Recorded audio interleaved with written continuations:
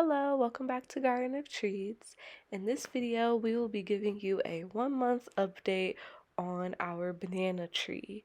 So this clip is from our previous video where we cut off the leaves and the stems that were bringing the plant down after we potted or replanted the tree.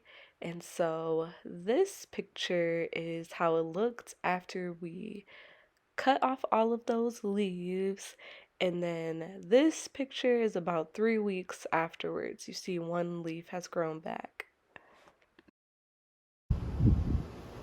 So this is about 1 month after we planted our banana plant slash tree, whatever you want to call it, and we had to cut off the leaves, and so we were left with just this long trunk.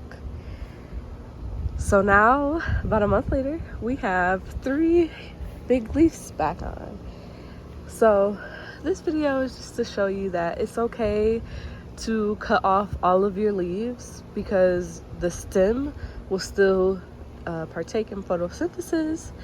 And so yeah, they'll grow back big beautiful leaves and it will flourish even more. So sometimes you have to cut off the dead leaves in order for the plant to flourish.